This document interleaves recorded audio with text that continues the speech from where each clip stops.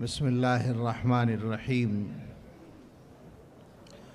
الحمد لله نحمده ونستعينه ونستغفره ونؤمن به ونتوكل عليه ونعوذ بالله من شرور أنفسنا ومن سيئات أعمالنا. من يهده الله فلا مضل له ومن يضلله فلا هادي له. ونشهد أن لا إله إلا الله وحده لا شريك له. ونشهد أن سيدنا ونبينا ومولانا محمدًا عبده ورسوله صلى الله تعالى عليه وعلى آله وأصحابه وبارك وسلم تسليمًا كثيرا. أما بعد فأعوذ بالله من الشيطان الرجيم.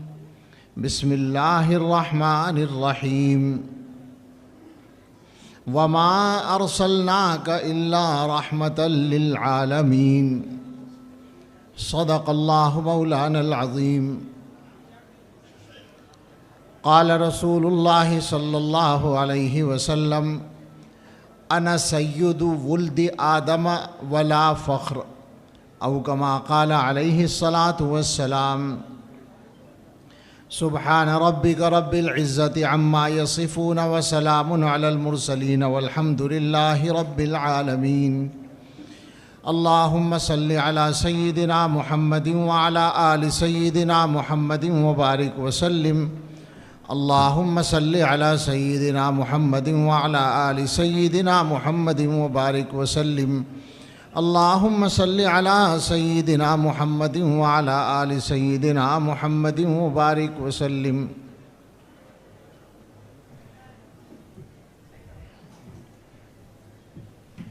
خاک کا ایک ذرہ ذکر مہوشاں کیسے کرے، عشق کے راز نہاں کو وہ عیاں کیسے کرے، مدح آقا کی گدائے بے نشاں کیسے کرے، مشک سے دھوئے زباں کو پھر بیاں ایسے کرے، کشت بیت غم بعشوہ ترک نازک پہ کرے، خوش بیانے مہربانے جانے دل برے. نعت کہتا ہوں تیری آقائے من شاہ زمن، نام تیرا کتنا پیارا پاک تن پاکیزہ من، خندہ رو روشن جبیں غنچہ دہن شیریں سخن، نکہتے زلف معمبر پر فدا مشک ختن، یاس من رشک سمن جانے چمن یا جانے من، آشنائے دل ربائے خود نمائے خود سرے. تو ہے بحر بے کراں اور میں ذرا سی آبجو، اے سراپا نور تو ہے دو جہاں کی آبرو. مرحبا صلی علی جانے جہان رنگ و بو، قیصریت تیری آمد سے ہوئی ہے زرد رو.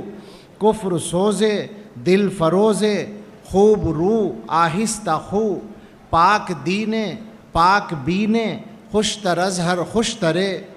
اخترے تاباں کہوں یا ایک مہ کامل تجھے، میں کہوں کونوں مکاں کی جان یا پھر دل تجھے.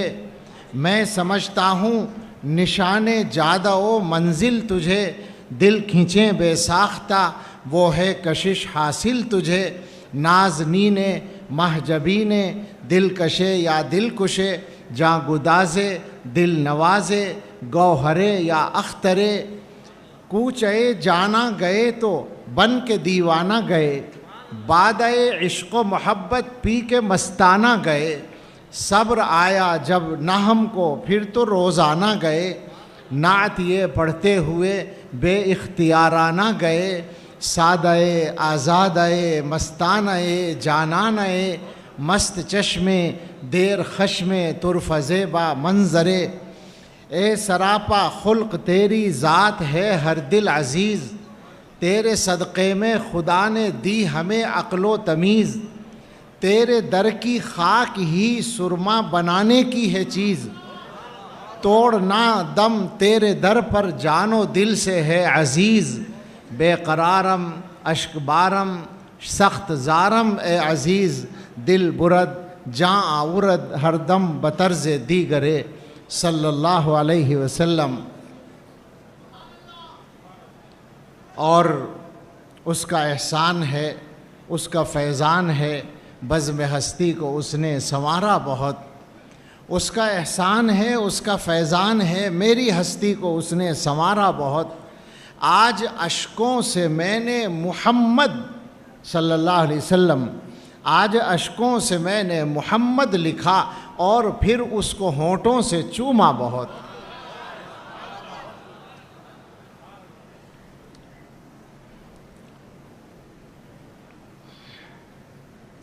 سید ولد آدم شفیع الامم نازش بزم عالم جمیل الشیم، یہ ایک عہد ہے، یہ پورا مجمع، یہ اسٹیج اور مجمع عہد کرے گا۔ یہ سید ولد آدم شفیع الامم نازش بزم عالم جمیل الشیم، تیرے رستے کو ہرگز نہ چھوڑیں گے ہم انشاءاللہ۔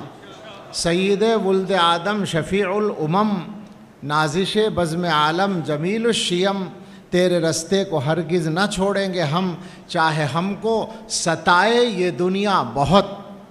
ہم تو سرسبز و شاداب وہ پیڑ ہیں جن کو ابر رسالت نے سینچا بہت۔ ہم تو سرسبز و شاداب وہ پیڑ ہیں جن کو ابر رسالت نے سینچا بہت۔ آج بھی ہم ہیں اپنی جگہ پر کھڑے، زور آندھی نے یوں تو لگایا بہت۔ اور اس جلسے کا جو پیغام ہے اسی کے مفہوم میں، متحد ہو نہ جائیں تیرے امتی، بن نہ جائیں کہیں ایک طاقت نئی۔ متحد ہو نہ جائیں تیرے امتی، بن نہ جائیں کہیں ایک طاقت نئی۔ ہو نہ جائے تیرا دین پھر حکمراں، تیرے اعداء کو ہے آج کھٹکا بہت۔ میرے جتنے بھی ہیں اہل خانہ جہاں، میرے جتنے بھی ہیں اہل خانہ جہاں، سب کے چہروں سے ہے نور ایماں عیاں۔ آفتاب رسالت تیرا شکریہ، میرے گھر میں ہے تیرا اجالا بہت۔ صلی اللہ علیہ وسلم۔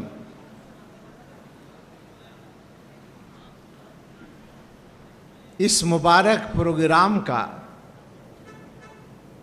جو عنوان ہے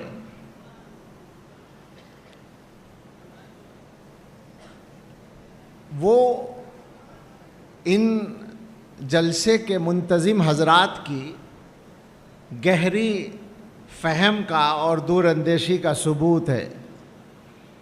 عزیز گرامی مولانا مفتی سید حسن ذیشان قادری صاحب نے جب مجھے جلسے کی نوعیت بتائی اور صدر محترم حیدر ولی اللہ صاحب دامت برکاتہم ان کا حوالہ دیا، اور اس کے بعد امیر جامعہ حضرت مولانا مفتی خلیل احمد صاحب دامت برکاتہم کی فکر کو بتایا، تو میں نے ان کی تائید کی بہت خوشی کے ساتھ، اور یہ کہا کہ یہ بہت اچھا پروگرام ہے، لیکن ساتھ ہی میں نے اپنی مجبوری ظاہر کی، میری مصروفیت تھی کہ میرے لیے شرکت مشکل ہے، تو انہوں نے ہمارے حضرت محتمم صاحب حضرت مولانا مفتی ابو القاسم نعمانی صاحب دامت برکاتہم سے رابطہ کیا، اور انہوں نے مجھے حکم فرمایا کہ آپ وقت نکال کر وہاں ضرور جائیں۔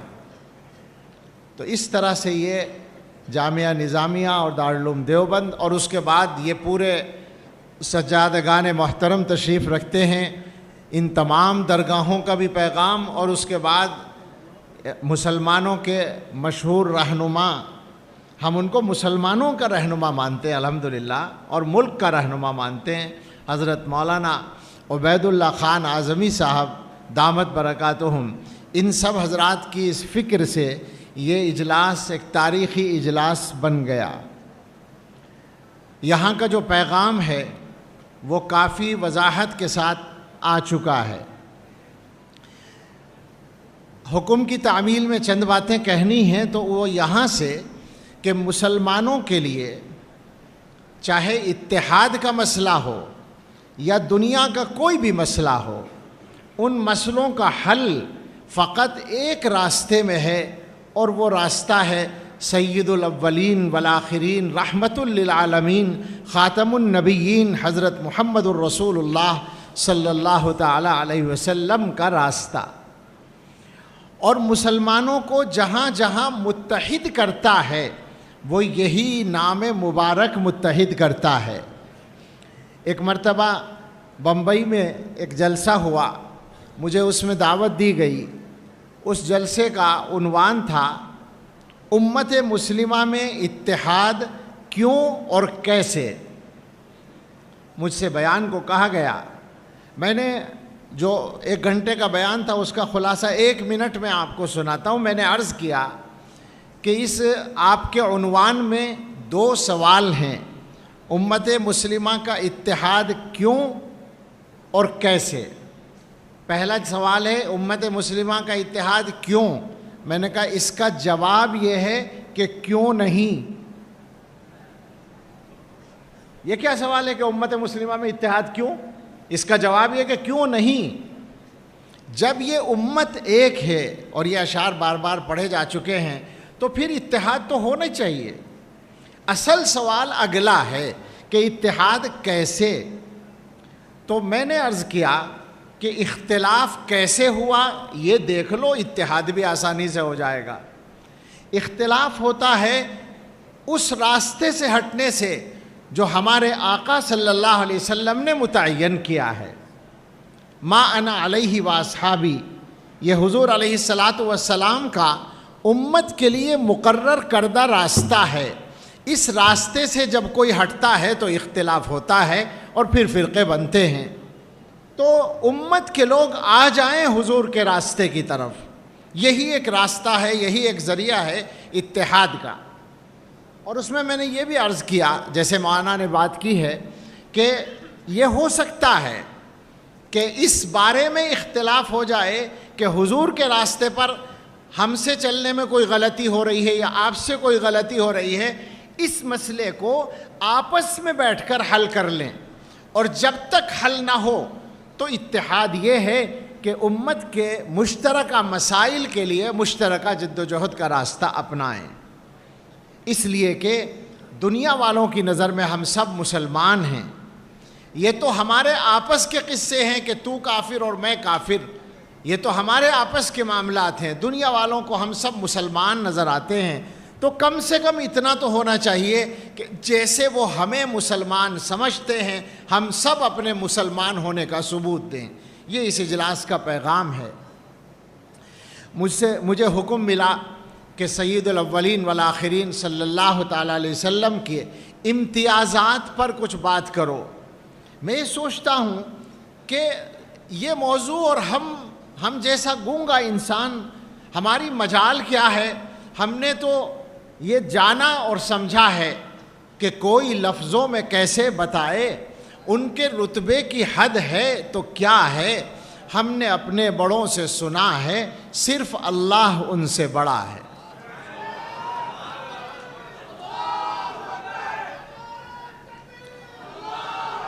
تیرا میرا رشتہ کیا؟ تیرا میرا رشتہ کیا؟ سارے علماء امت، ہم نے یہ دیکھا ہم نے یہ دیکھا کہ اس امت کی تاریخ میں، بلکہ کائنات انسانی کی تاریخ میں،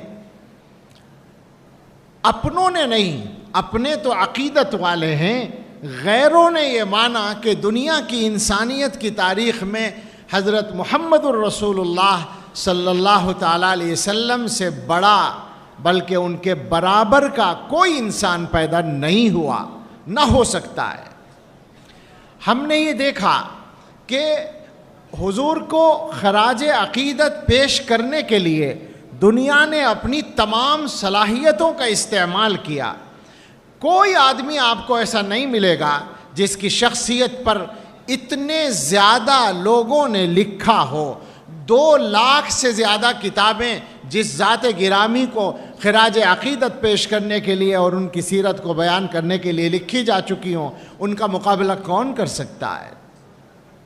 لیکن ظاہر ہے کہ ہمیں قرآن و حدیث میں حضور علیہ الصلاۃ والسلام کی خصوصیات اور آپ کے امتیازات بتائے گئے ہیں، تو ہم اس کی مدد سے، وقت کی گنجائش بہت کم ہے تو صرف ایک فہرست سی سنا دیتے ہیں تاکہ کچھ یہ ہو سکے کہ ہم نے قرآن و حدیث کی روشنی میں حضور کے بارے میں کچھ عرض کر دیا، اپنی زبان تو اس کی صلاحیت نہیں رکھتی۔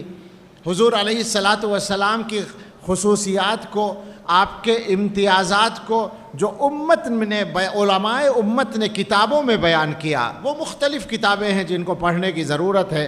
الخصائص الکبریٰ ہے، اور خصائص النبی صلی اللہ علیہ وسلم ہیں، اور حقوق المصطفیٰ صلی اللہ علیہ وسلم پر لکھی گئی کتابیں ہیں۔ میں چند چیزیں آپ کے سامنے شمار کرتا ہوں بس۔ پہلی خصوصیت، سب سے عظیم خصوصیت یہ ہے کہ حضرت محمد الرسول اللہ صلی اللہ تعالیٰ علیہ وسلم خاتم النبیین ہیں، یعنی آپ کے بعد نبوت کا سلسلہ مکمل بند ہے، اور آپ کے بعد کسی بھی طرح کی وحی کا سلسلہ نہیں ہو سکتا، ممکن نہیں ہے۔ اللہ تعالیٰ کی طرف سے وحی لانے کا سلسلہ بند کر دیا گیا، اور کسی بھی قسم کا کوئی نبی دنیا میں آپ کے بعد وجود میں نہیں آ سکتا۔ جو کوئی کسی بھی انداز سے نبوت کا دعویٰ کرے گا وہ جھوٹا اور اس کے ماننے والے جھوٹے، وہ کافر اور اس کے ماننے والے کافر۔ دوسری آپ کی جو خصوصیت ہے وہ خود قرآن کریم میں بیان کی گئی۔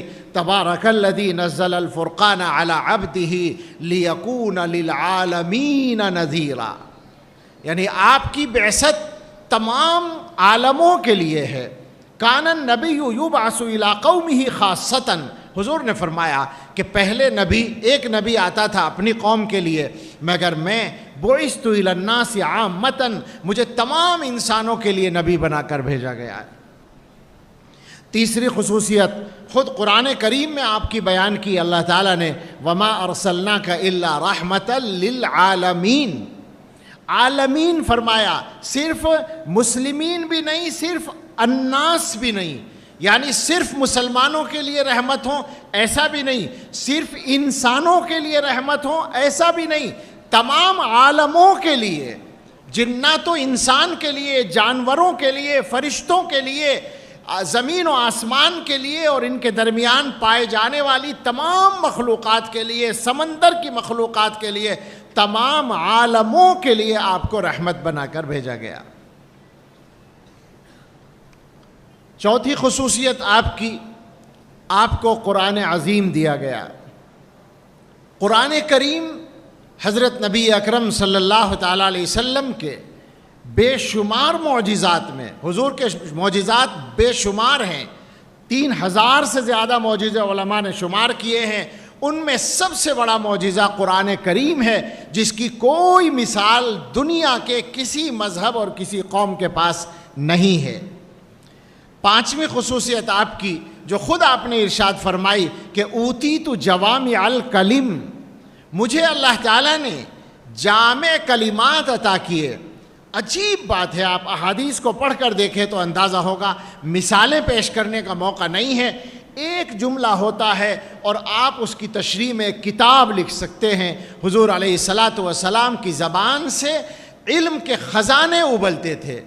یتیم کہ نہ کردہ قرآن درست، کتب خانہ چند ملت بشست، ایک ایسا یتیم جس نے کسی انسان کے سامنے زانوئے تلمذ تہ نہیں کیا، اللہ نے براہ راست اس کو تعلیم دی، اس کے علم کا یہ عالم ہے کہ ساری قوموں کے علوم کے خزانوں، کتب خانوں کو اس نے دو ڈالا۔ اوتیت علم الاولین والآخرین۔ چھٹی خصوصیت، چند خصوصیات وہ ہیں جو حضور علیہ السلام نے ایک ہی حدیث میں بیان کی ہیں، بعض جگہ 5 کا لفظ ہے، بعض جگہ 6 کا لفظ ہے، اور علماء نے لکھا ہے کہ وہ ایک جگہ ہیں اس اعتبار سے بیان کی گئی، ورنہ خصوصیات تو بے شمار ہیں۔ آپ کی ایک خصوصیت ہے جو 5ویں نمبر پر میں بول رہا ہوں کہ نصرت بالرعب مسیرۃ شہر، رسول اللہ صلی اللہ تعالیٰ علیہ وسلم کی ذات اقدس کو اللہ تعالیٰ نے ایسا رعب عطا کیا کہ 1 مہینے کے فاصلے پر جو بادشاہ اور دنیا کی طاقتیں رہتی تھیں ان کے دلوں پر حضور کا رعب پڑتا تھا. اور حقیقت یہ ہے کہ حضور کے غلاموں کو بھی یہ رعب نصیب ہوتا ہے اگر وہ حضور کے راستے پر چلتے ہیں. 7ویں خصوصیت اسی حدیث میں ہے، حضور علیہ السلام کے لیے مال غنیمت کو حلال کیا گیا. اس سے پہلے کی قوموں کے لیے مال غنیمت حلال نہیں ہوتا تھا. 8ویں خصوصیت جو اسی حدیث میں بیان کی گئی ہے کہ حضور علیہ السلام کے لیے اور آپ کی امت کے لیے ساری زمین کو سجدہ گاہ بنا دیا گیا اور یہ جائز کر دیا گیا کہ زمین پہ جہاں موقع ملے یہ زمین اللہ کی ہے، تم نماز پڑھ سکتے ہو، سجدہ کر سکتے ہو. 9ویں خصوصیت حضور علیہ السلام کی یہ ہے کہ آپ نے انبیاء علیہم السلام کی، تمام انبیاء علیہم السلام کی امامت فرمائی. آپ سید الانبیاء ہیں، آپ امام الانبیاء ہیں. آپ نے باقاعدہ اللہ کے حکم سے تمام انبیاء علیہم السلام کی امامت فرمائی. 10ویں خصوصیت یہ کہ آپ کو اللہ تعالیٰ نے یہ صفت عطا کی تھی کہ جس طرح آپ سامنے سے دیکھتے تھے پیچھے کا بھی آپ کو نظر آتا تھا. یہ حدیث صحیح حدیثوں میں موجود ہے آپ کی یہ خصوصیت. 11ویں خصوصیت آپ کی یہ کہ اللہ تعالیٰ نے آپ کو یہ گارنٹی دے دی کہ آپ سے کسی بھی چیز کی باز پرس نہیں ہوگی. لِيَغْفِرَ لَكَ اللَّهُ مَا تَقَدَّمَ مِن ذَنبِكَ وَمَا تَأَخَّرَ. معصوم بھی بنایا کہ آپ سے کوئی گناہ کبھی ہوگا ہی نہیں، اور اس کے باوجود یہ بھی گارنٹی دے دی کہ آپ کی ہر بات کو معاف کر دیا گیا. 12ویں خصوصیت یہ کہ اللہ نے، خالق کائنات نے، قرآن کے نازل کرنے والے نے آپ کے علاوہ کسی کی زندگی کی قسم نہیں کھائی. لَعَمْرُكَ إِنَّهُمْ لَفِي سَكْرَتِهِمْ يَعْمَهُونَ. حضور علیہ السلام کی زندگی کی قسم اللہ نے کھائی. 13ویں خصوصیت یہ جو آپ نے حدیث میں بیان فرمائی کہ مجھے زمین کے خزانوں کی کنجیاں دی گئی ہیں. زمین کے خزانوں کی کنجیاں جس ذات اقدس کے ہاتھ میں ہیں، آپ سوچیں کہ اس کا کیا مقام ہے اللہ کی بارگاہ میں. 13ویں خصوصیت یہ کہ اللہ نے حضور علیہ السلام کی مسجد کو کعبۃ اللہ کے بعد، حرم پاک کے بعد سب سے افضل بنا دیا، اور آپ کی مسجد میں نماز پڑھنے کا ثواب مسجد حرام کے بعد سب سے زیادہ بڑھا دیا گیا. 14ویں خصوصیت یہ کہ اللہ رب العزت نے حضور علیہ السلام کے مسکن مبارک سے لے کر منبر مبارک تک، وہ جگہ جو آپ کا گھر مبارک کہہ سکتے ہیں جس کو اردو میں، وہ خانہ رسول، اس سے وہاں سے اور منبر رسول صلی اللہ علیہ وسلم تک کے حصے کو جنت کا باغیچہ بنایا. حضور نے صراحت کے ساتھ بیان کیا میرے گھر اور میرے منبر کے درمیان جو کچھ حصہ ہے وہ جنت کے باغیچوں میں سے ایک باغیچہ ہے. وہ جنت سے گویا اٹھا کر وہاں لا کر رکھ دیا گیا، اس لیے کہ دنیا میں بھی تو حضور کو جنت ہی میں رکھا اللہ نے. 15ویں خصوصیت یہ کہ اللہ نے آپ کی برکت سے آپ کے شہر اقدس کو، مدینہ مبارکہ کو، مدینہ منورہ کو یہ خصوصیت عطا کی کہ اس مدینہ پاک میں دجال داخل نہیں ہو سکے گا. وہ قریب آئے گا مگر سر مار کے چلا جائے گا. مدینے کی حفاظت فرشتے کر رہے ہوں گے اور دجال کی ہمت نہیں ہوگی کہ وہ داخل ہو سکے. 16ویں خصوصیت یہ کہ آپ کے مدینہ مبارکہ میں طاعون بھی کبھی داخل نہیں ہو سکتا. اللہ کے نبی صلی اللہ علیہ وسلم کی برکت سے یہ چیز وہاں کے لیے لکھ دی گئی کہ طاعون بھی داخل نہیں ہوگا. 17ویں خصوصیت یہ کہ حضور علیہ السلام کو دنیا کے اندر رہتے ہوئے بلکہ وحی کا نزول شروع ہونے سے پہلے بھی پتھر سلام کیا کرتے تھے، زمین کے پتھر حضور کو سلام کرتے تھے. 18ویں خصوصیت یہ کہ آپ کو اللہ تعالیٰ نے جمعے کا دن عطا کیا. یہ آپ کی اور آپ کی برکت سے آپ کی امت کی خصوصیت ہے. یہ دن کسی اور قوم کو نہیں ملا. حضور نے فرمایا پہلے آنے والی قوم میں اس مسئلے میں ہمارے پیچھے ہیں. جمعہ ہمارا ہے اور ہفتہ یہودیوں کا اور اتوار نصارہ کا ہے، پہلا دن ہمارا ہے. اللہ نے یہ خصوصیت آپ کو اور آپ کی برکت سے آپ کی امت کو عطا فرمائی. 19ویں خصوصیت یہ کہ اللہ رب العزت نے حضور علیہ السلام کی برکت سے اس امت کو یہ فضیلت دی کہ حضور نے خود فرمایا کہ میری امت کی صفیں ملائکہ کی صفوں کی طرح ہیں. میری امت کی جو صفیں بنتی ہیں نماز میں وہ ملائکہ کی فرشتوں کی صفوں کی طرح ہیں. 20ویں خصوصیت یہ فرمائی کہ آپ علیہ الصلاۃ والسلام کی برکت سے اور آپ کے صدقے اور طفیل سے اس امت کو تمام امتوں میں افضل بنا دیا گیا, خیر الامم بنا دیا گیا. کنتم خیر امت اخرجت للناس. 21ویں خصوصیت یہ کہ اللہ نے نبی اکرم صلی اللہ علیہ وسلم کو گواہی کا منصب عطا فرمایا کہ آپ بتائیں گے لوگوں کے بارے میں, اور آپ کی امت کو امتوں کا گواہ بنایا. وَكَذَلِكَ جَعَلْنَاكُمْ أُمَّةً وَسَطًا لِتَكُونُوا شُهَدَاءَ عَلَى النَّاسِ وَيَكُونَ الرَّسُولُ عَلَيْكُمْ شَهِيدًا. تم مسلمان دوسری امتوں پر گواہی دو گے اور پیغمبر صلی اللہ علیہ وسلم تمہارے بارے میں گواہی دیں گے. یہ آپ کی برکت سے آپ کی امت کو فضیلت ملی. 22ویں خصوصیت یہ کہ جب قیامت کا دن آئے گا تو سب سے پہلے قبر اطہر سے, روضہ مبارکہ سے حضرت محمد الرسول اللہ صلی اللہ تعالیٰ علیہ وسلم برآمد ہوں گے. آپ نے فرمایا انا اول من ينشق عنہ القبر, قبر اطہر سب سے پہلے کھلے گی اور آپ تشریف لائیں گے باہر. اور 22ویں بات یہ کہ قیامت کا دن جب آئے گا تو حضور علیہ الصلاۃ والسلام کو حضور نے خود فرمایا انا سید ولد آدم یوم القیامت ولا فخر. میدان قیامت میں جہاں تمام نسلوں کے انسان جمع ہوں گے, آدم علیہ السلام کی ساری اولاد جمع ہوگی, تو سرداری کا مقام, رہبری کا مقام, فضیلت کا مقام حضرت محمد الرسول اللہ صلی اللہ تعالیٰ علیہ وسلم کو حاصل ہوگا. اور اسی کے ساتھ 24 نمبر پر یہ کہ آپ کے ہاتھ میں جھنڈا ہوگا جس کو حدیث میں لواء الحمد کہا گیا ہے. آپ حمد کا جھنڈا لیے ہوئے ہوں گے, اور آپ نے صاف لفظوں میں فرمایا کہ آدم علیہ السلام بھی, ہمارے بابا آدم علیہ السلام بھی, اور جو آدم کے بعد سب آئے ہیں وہ سب کے سب میرے جھنڈے کے نیچے ہوں گے. آپ کا جھنڈا سارے لوگوں کے اوپر سایہ کیے ہوئے ہوگا. اور 24ویں بات یہ 25ویں کہ آپ کو اللہ تعالیٰ مقام محمود عطا فرمائیں گے. مقام محمود کیا مقام ہے, ہم تو سوچ بھی نہیں سکتے اور سمجھ بھی نہیں سکتے. اللہ رب العزت کے قرب کا وہ مقام خاص ہے جو کسی اور کو ملنے والا نہیں ہے سوائے حضرت محمد الرسول اللہ صلی اللہ تعالیٰ علیہ وسلم کی ذات اقدس کے. اور پھر 26ویں بات یہ کہ اسی موقع پر حضور علیہ الصلاۃ والسلام کا اعزاز اس طرح ظاہر ہوگا کہ آپ کو شفاعت عظمیٰ کا منصب ملے گا, شفاعت کبریٰ کا منصب ملے گا. آپ امتوں کی شفاعت کریں گے, آپ انسانوں کی شفاعت کریں گے.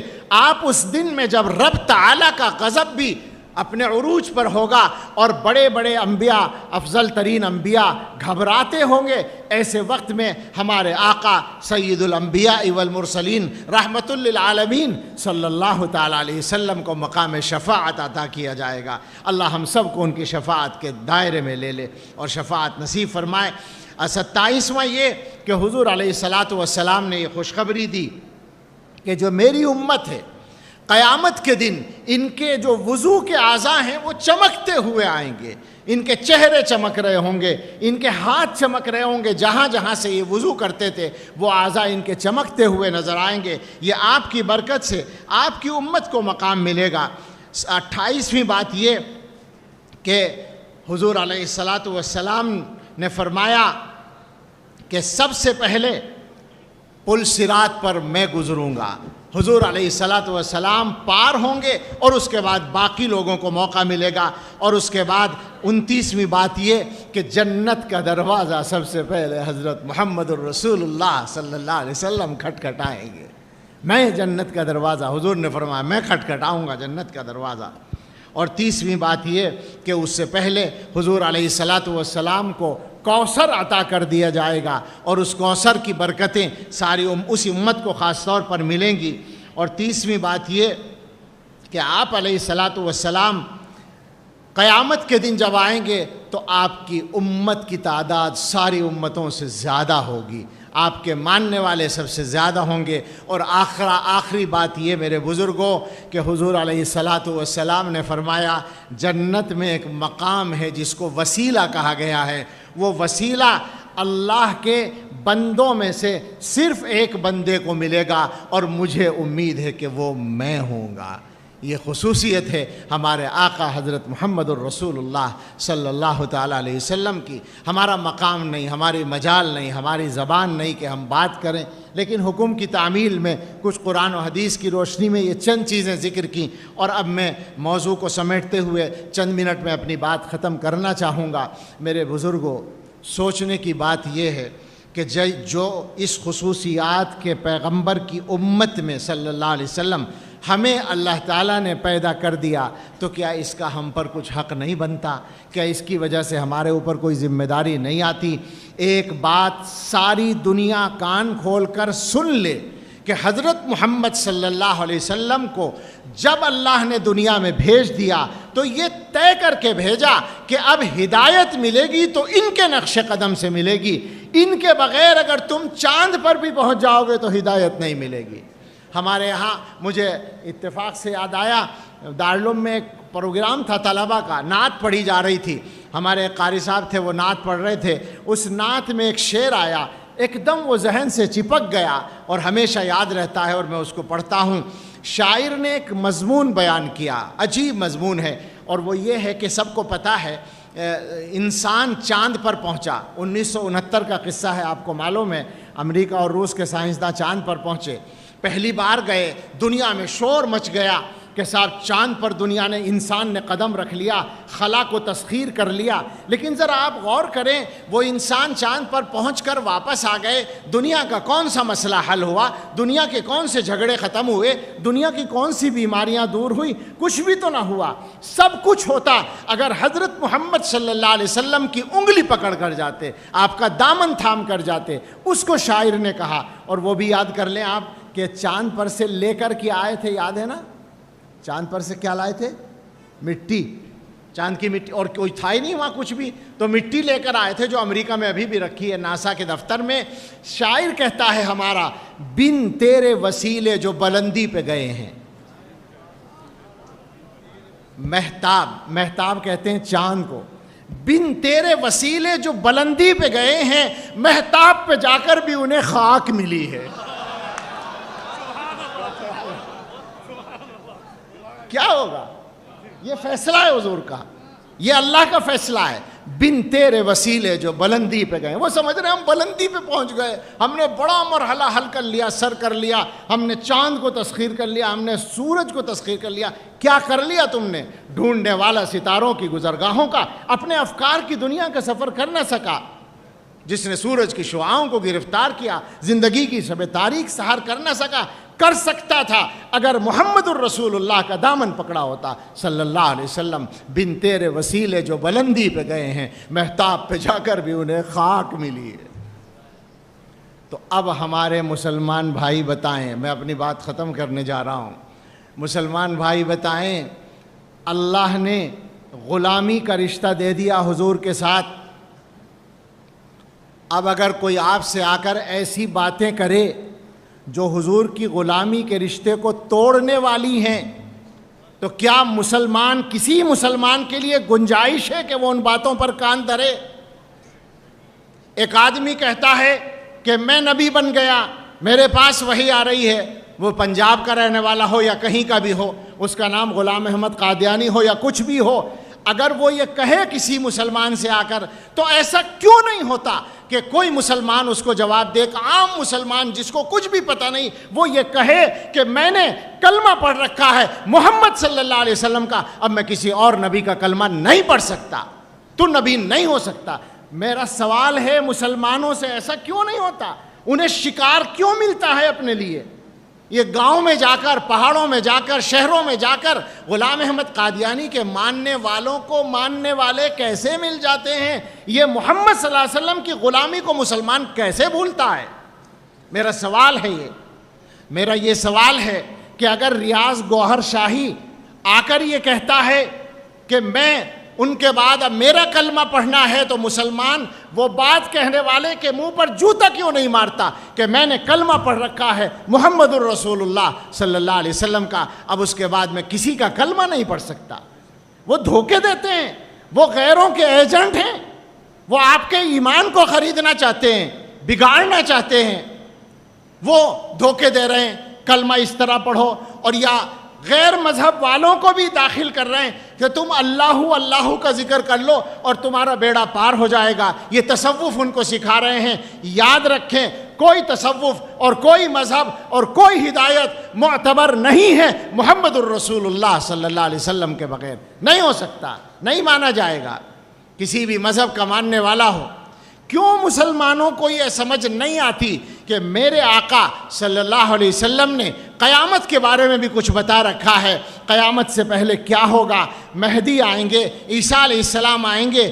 ایسے مسلمان جو حضرت محمد صلی اللہ علیہ وسلم کا کلمہ پڑھتے ہیں، ان کے پاس شکیل بن حنیف کا ماننے والا کوئی آ کر کہتا ہے کہ مہدی صاحب آ چکے ہیں، ایک مسلمان، سادہ سا مسلمان بھی کیوں یہ نہیں کہتا کہ میرے آقا نے تو یہ بتایا تھا کہ مہدی کو لوگ حرم میں تلاش کر کے وہاں پہچانیں گے، یہ ہندوستان میں کہاں گھومتا پھر رہا ہے مہدی؟ اور میرے آقا صلی اللہ علیہ وسلم نے تو یہ بتایا تھا کہ جب امام مہدی آئیں گے تو دنیا کے اندر عدل و انصاف قائم ہوگا اور اس دین کا غلبہ ہوگا۔ یہ تو بیچارہ خود ہی چھپا پھرتا ہے، اس سے کس کا غلبہ ہو رہا ہے؟ سوچیں ذرا، کفر کا غلبہ ہو رہا ہے یا اسلام کا غلبہ؟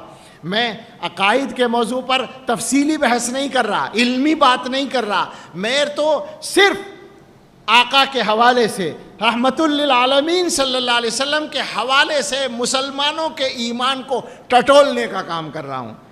میرا جو حوالہ ہے وہ یہ ہے کہ آپ، یعنی بہت سے لوگ یہ کہیں گے نا کہ بیچارے بے علم ہوتے ہیں مسلمان، دھوکے میں آ جاتے ہیں۔ سوال یہ ہے، ایک بے علم آدمی سے کوئی آ کر کہے کہ تیرا باپ وہ نہیں ہے جسے تو باپ سمجھتا ہے، تیرا باپ کوئی دوسرا ہے، مان لے گا کوئی بے علم آدمی؟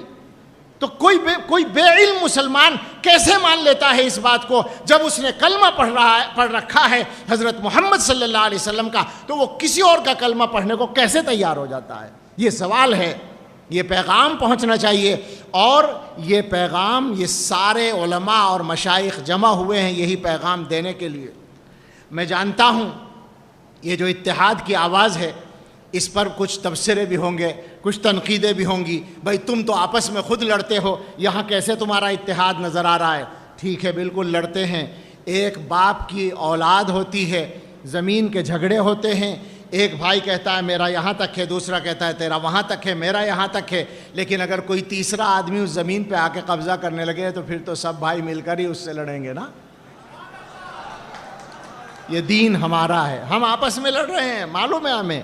مولانا عبید اللہ صاحب نے جیسے کہا کہ اختلاف ختم نہیں ہوگا، یہ بھی ہمیں معلوم ہے، بالکل صحیح ہے، کوشش کریں گے ختم کرنے کی، لیکن نہیں ہوگا یہ الگ سے معلوم ہے، یہ معلوم ہے، مگر ہم اتحاد بھی دکھا سکتے ہیں۔ ہم دنیا کو ظاہر ہے کہ یہ مجمع عظیم الشان مجمع بھی یہاں سن رہا ہے اور دنیا سن رہی ہے، دنیا کو یہ پیغام دیتے ہیں، اپنی حکومت کو بھی یہ پیغام دینا چاہتے ہیں۔ یہ یاد رکھیے گا، اچھی طرح یاد رکھیے گا، یہ پیغام اگر عام ہو گیا تو بڑے دن پھر جائیں گے انشاءاللہ۔ ہم یہاں سے یہ پیغام دینا چاہتے ہیں کہ ہم دیوبندی، ہم بریلوی، ہم شیعہ، ہم سنی، ہم فلاں اور ہم فلاں، یہ سب ہمیں پتہ ہے، مگر ایک بات کا تمہیں پتہ نہیں ہے، وہ آج ہم تمہیں کھول کر بتانا چاہتے ہیں کہ ہم کچھ بھی ہوں مگر ہم سب کے سب غلام ہیں حضرت محمد الرسول اللہ صلی اللہ تعالیٰ علیہ وسلم کے، اور اس غلامی کے رشتے نے ہم سب کو ایک دھاگے میں پرو رکھا ہے۔ اس لیے جب ضرورت ہوگی انشاءاللہ ہم ہاتھ میں ہاتھ پکڑ کر ایک دوسرے کا ہاتھ تھام کر سامنے آئیں گے انشاءاللہ۔ ہمیں حضرت محمد صلی اللہ علیہ وسلم کی غلامی کے رشتوں نے جوڑ رکھا ہے۔ میرے بھائیوں، اگر اس محنت میں ہم کامیاب ہو گئے تو کیا ہوگا؟ دنیا کی قسمت بدل جائے، ہماری قسمت تو بدلے گی، دنیا کی قسمت بدل جائے گی۔ مجھے چند اشعار یاد آ گئے، وہ پڑھ کے بات ختم کرتا ہوں۔ دنیا میں کیا ہوا اور کیا ہونا چاہیے، بڑے تعلیم یافتہ اور دانشور لوگ ہیں، اور مجھے تو بڑا مزہ آ گیا یہ سجاد حضرات کی تقریریں سن کر۔ فارسی کے اشعار تقریروں میں سننا اب کہاں نصیب ہوتا ہے، وہ جاننے والے ہی کم رہ گئے ہیں۔ مزہ آیا، لطف آیا۔ شاعر نے کہا، تاریخ نے پوچھا اے لوگو یہ دنیا کس کی دنیا ہے؟ شاہی نے کہا، کنگڈم، شاہی، بادشاہت۔ تاریخ نے پوچھا اے لوگو یہ دنیا کس کی دنیا ہے؟ شاہی نے کہا یہ میری ہے، اور دنیا نے یہ مان لیا۔ پھر تخت بچھے، ایوان سجے، گھڑیال بجے، دربار لگے، تلوار چلی اور خون بہے، انسان لڑے، انسان مرے۔ دنیا نے آخر شاہی کو پہچان لیا، پہچان لیا۔ تاریخ نے پوچھا پھر لوگوں یہ دنیا کس کی دنیا ہے؟ دوسرا نظام آیا، سرمایہ دارانہ نظام۔ تاریخ نے پوچھا پھر لوگوں یہ دنیا کس کی دنیا ہے؟ دولت نے کہا یہ میری ہے، اور دنیا نے یہ مان لیا۔ پھر بینک کھلے، بازار جمے، بیوپار بڑھے، انسان لٹے، انسان بکے، آرام اڑے، سب چیخ اٹھے۔ دنیا نے آخر دولت کو پہچان لیا۔ اب ایک تیسرا نظام آیا، کمیونسٹ نظام۔ تاریخ نے پوچھا پھر لوگوں یہ دنیا کس کی دنیا ہے؟ محنت نے کہا، کمیونزم، محنت نے کہا یہ میری ہے، اور دنیا نے یہ مان لیا، کچھ ہی دنوں کے لیے، کچھ علاقوں کے لیے۔ تاریخ نے پوچھا پھر لوگوں یہ دنیا کس کی دنیا ہے؟ محنت نے کہا یہ میری ہے، اور دنیا نے یہ مان لیا۔ پھر روح دبی، پھر پیٹ بڑھے، افکار سڑے، کردار گرے، ایمان لٹے، اخلاق جلے، انسان نرے حیوان بنے۔ دنیا نے آخر محنت کو پہچان لیا۔ اب کیا ہوا اور اب کیا ہونا چاہیے جو اصل بات ہے؟ تاریخ نے پوچھا پھر لوگوں یہ دنیا کس کی دنیا ہے؟ مومن نے کہا اللہ کی ہے۔ تاریخ نے پوچھا پھر لوگوں یہ دنیا کس کی دنیا ہے؟ مومن نے کہا اللہ کی ہے، اور دنیا نے یہ مان لیا۔ پھر قلب و نظر کی صبح ہوئی، ایک نور کی لے سی پھوٹ بہی، ایک خودی کی آنکھ کھلی، فطرت کی صدا پھر گونج اٹھی۔ دنیا نے آخر آقا کو پہچان لیا۔ مسلمانوں آقا کو پہچان لو اور دنیا کو پہچان کرا دو۔ اللہ توفیق عطا فرمائے، آمین۔ وآخر دعوانا ان الحمدللہ رب العالمین۔ نعرہ تکبیر، اللہ